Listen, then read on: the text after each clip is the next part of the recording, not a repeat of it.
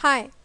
ऑब्जेक्ट्सना heat दिल्यावर त्यांचं temperature वाढतं याबद्दल आपण मागच्या बऱ्याचशा स्लाइड्समध्ये बोललेलोच आहोत. आणखीन काय काय परिणाम होतात हीटचे ऑब्जेक्ट्सवर किंवा मॅटर पदार्थ या गोष्टींवर. तुम्ही एखादा ग्लास घेऊन त्याच्यात जर तुमच्या फ्रीझरमधनं आईस क्यूब्स भरून तो रूममध्ये एका टेबलावर ठेवलात आणि थोड्या वेळानंतर त्याच्याकडे बघितलं तर काय दिसतं. ते आईस क्यूब्स नाहीसे होऊन ग्लासमध्ये आता त्याचं पाणी झालेलं असतं. हे कशामुळे झालं. रूममधली जी हवा आहे त्याचं टेम्परेचर त्या आईस क्यूबपेक्षा जास्त आहे. अशा त्या गरम हवेकडून आईस क्यूब्सकडे हीट ट्रान्सफर होते हे तुमच्या आता चांगलं लक्षात आलं आहे. या हीटमुळे आईस क्यूब्सचं पाणी झालं का. तर हो, हीटमुळे सॉलिड्सचं लिक्विडमध्ये रूपांतर होऊ शकतं. एखाद्या सॉलिडला जर आपण अशी हीट दिली तर हळूहळू तो वितळून किंवा पाघळून त्याचं लिक्विडमध्ये रूपांतर व्हायला सुरुवात होते. या प्रोसेसला मेल्टिंग म्हणतात. सुरुवातीला हीट दिल्यानंतर सॉलिडचं टेम्परेचर वाढत जातं आणि वाढता वाढता ते अशा एका टेम्परेचरला पोचतं जिथे मेल्टिंग सुरू होतं. त्या ठराविक टेम्परेचरला मेल्टिंग पॉईंट टेम्परेचर म्हणतात त्या पदार्थाचं. उदाहरणार्थ आईसचं मेल्टिंग पॉईंट टेम्परेचर हे 0 डिग्रीज सेल्सिअस आहे. 0 डिग्रीज सेल्सिअसच्या खाली बर्फ असतो पण 0 डिग्रीजला त्याचं पाण्यात रूपांतर व्हायला सुरुवात होते. जेव्हा मेल्टिंग सुरू होतं त्यानंतर थोडा वेळ ते त्या सॉलिडचं आणि लिक्विडचं असं एक मिश्रण असतं, कारण एका क्षणात काही सॉलिडचा लिक्विड होत नाही. हीट देता देता त्याच्यामध्ये जे मिश्रण तयार होतं ते मिश्रण बराच वेळ मेल्टिंग पॉईंट टेम्परेचरलाच राहतं. याचं कारण असं आहे की जी हीट आपण कंटिन्युअसली देतोय त्या हीटचा उपयोग टेम्परेचर वाढवण्यासाठी न होता सॉलिडचं लिक्विडमध्ये रूपांतर करण्यासाठी केला जातोय. जोपर्यंत ते सगळे तुकडे किंवा खडे पूर्णपणे लिक्विड होत नाहीत तोपर्यंत त्या मिश्रणाचं टेम्परेचर मेल्टिंग पॉईंटला स्टेबल राहतं आणि जेव्हा ते सगळं लिक्विड होतं तेव्हा आपण अजूनही हीट देत राहिलो कंटिन्युअसली तर मग त्याचं टेम्परेचर लिक्विडचं मेल्टिंग पॉईंट टेम्परेचरच्या वर चढायला सुरुवात होते. आपण हीट देणं चालूच ठेवलं तर थोड्या वेळाने आपल्या लक्षात येईल की त्या लिक्विडची लेव्हल त्या कंटेनरमधली कमी कमी होत चालली आहे. हे लिक्विड कमी होत आहे तर मग कुठे जात आहे. लिक्विडला हीट दिल्यानंतर लिक्विडचा गॅस फॉर्ममध्ये रूपांतर होतं आणि त्या प्रोसेसला इव्हॅपोरेशन म्हणतात. हे इव्हॅपोरेशन सुरू होण्यासाठी लिक्विडचं टेम्परेचर पुन्हा एका ठराविक टेम्परेचरपर्यंत पोचावं लागतं ज्याला बॉइलिंग पॉईंट टेम्परेचर म्हणतात. पुन्हा मगाच्याप्रमाणे ह्या बॉइलिंग मिक्सचरचं टेम्परेचर बॉइलिंग पॉईंटला स्टेबल राहतं अशा एका स्टेजपर्यंत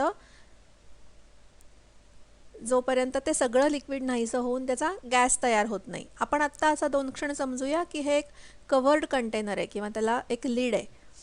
आपल्याला ते लीड उघडल्यानंतर बघितलं डोळ्याला तर तो कंटेनर रिकामा वाटेल पण खरं तर तो ह्याच पदार्थाच्या गॅस फॉर्मनी भरलेला होता लीड काढेपर्यंत, कारण लीड काढल्यानंतर तो हवेमध्ये एस्केप होऊन जाणार आहे गॅस. मेल्टिंग आणि इव्हॅपोरेशन या 2 प्रोसेसमधून हीट दिल्यामुळे पदार्थाचं सॉलिड स्टेटमधून लिक्विड स्टेटमध्ये आणि मग लिक्विड स्टेटमधून गॅस स्टेटमध्ये असं जे ट्रान्सफॉर्मेशन होतं तो एक हीटचाच परिणाम आहे. म्हणजेच हीटमुळे मॅटरचा स्टेट चेंज झालं. काही मॅटर्स मात्र हीट दिल्यानंतर सॉलिडमधनं डायरेक्ट गॅस फॉर्ममध्ये जातात. या प्रोसेसला सब्लिमेशन म्हणतात. नॅफ्थलीन बॉल्स हे अशा एका सबलिमेट होणाऱ्या पदार्थाचं उदाहरण आहे. त्यालाच मॉथबॉल्स असंही म्हणतात. तुम्ही पाहिलं असेल कपाटात कधीकधी कपड्यांमध्ये असे पांढऱ्या रंगाचे सुपारीच्या आकाराचे बॉल ठेवलेले असतात. ठेवल्यानंतर काही आठवड्यानंतर पाहिलं तर त्याचा आकार हळूहळू लहान झालेला दिसतो तुम्हाला, आणि काही महिन्यानंतर वगैरे तर ते दिसेनासे सुद्धा होतात. याचं कारण आहे की रूम टेम्परेचरला ह्या बॉल्सचं सबलिमेशन होतं आणि तो गॅस हवेमध्ये मिक्स होऊन जातो. हीट दिल्यावर जसं ट्रान्सफॉर्मेशन होतं पदार्थाचं, तसंच उलट्या दिशेने ट्रान्सफॉर्मेशन पदार्थातनं हीट काढून घेतल्यावरही होतं.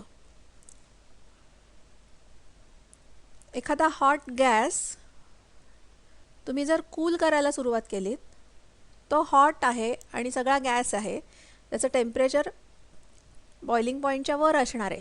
कूल करता करता जेव्हा बॉइलिंग पॉईंट टेम्परेचर त्याचं पोहोचेल आणि अजूनही तुम्ही कूलच करत राहिलात, त्यातनं हीट काढून घेत राहिलात, तर त्याच टेम्परेचरला त्याचं लिक्विडमध्ये रूपांतर व्हायला सुरुवात होते. त्या प्रोसेसला कंडेन्सेशन म्हणतात. इथे इंटरेस्टिंग आणि लक्षात ठेवण्यासारखी फॅक्ट अशी आहे की हे बॉइलिंग पॉईंट टेम्परेचर जे आहे तेच टेम्परेचर हे ट्रिगरिंग टेम्परेचर आहे, लिक्विड टू गॅस होताना पण आणि गॅस टू लिक्विड होताना पण.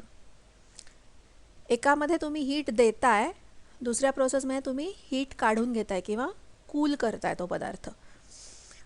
लिक्विड झाल्यानंतर तुम्ही जर कूलिंग प्रोसेस कंटिन्यू करत राहिलात तर त्या लिक्विडचं सॉलिडमध्ये रूपांतर होतं, त्याला फ्रीजिंग म्हणतात.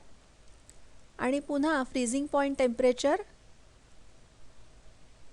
हे मेल्टिंग पॉईंट टेम्परेचरलाच एक नाव दिलेलं आहे. जेव्हा आपण फ्रीजिंग करत असतो ते टेम्परेचर ॲक्च्युली इक्वल आहे किंवा तेच आहे. त्याच टेम्परेचरला लिक्विडचं सॉलिडमध्ये रूपांतर व्हायला सुरुवात होते.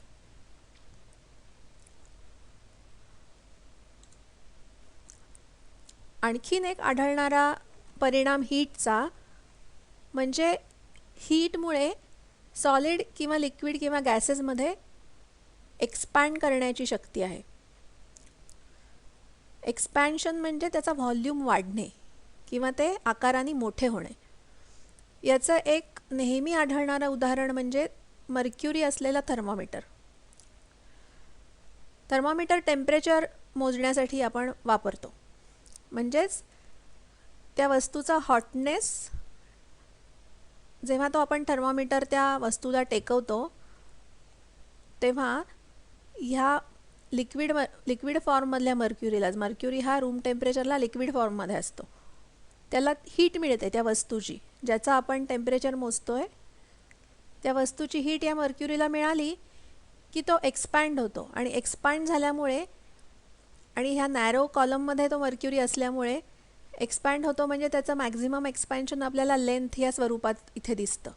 त्याची लेंथ वाढल्यावरती ती किती वाढली आहे या प्रमाणामध्ये या टेम्परेचरवरती हे स्केल मार्क केलेलं असतं आणि आपण त्याचं टेम्परेचर मोजू शकतो. दुसरं उदाहरण म्हणजे कधीकधी असं होतं आपल्याकडे स्वयंपाकघरात समजा 2 वाटे आहेत. एक वाटी दुसऱ्या वाटीच्या पेक्षा अगदी स्लाइटली लहान आहे आणि मग त्या कधीकधी अशा अडकून बसतात घट्ट एकमेकात, कितीही जोर लावला तरी निघत नाही. अशा वेळेला तुम्ही पाहिलं असेल आई कधीकधी आयडिया करताना ती काय करते, पटकन थोडा वेळ ह्या दोन्ही वाट्या अशा एकात एक अडकलेल्या अगदी थोडा वेळ गरम करते. गरम केल्यामुळे होतं काय की बाहेरची वाटी ही पटकन आधी तापते आणि तापल्या तापल्या ती एक्सपॅन्ड झाली की आतली वाटी निसटून त्या वाटीत पडते आणि आई पटकन ती काढून घेते.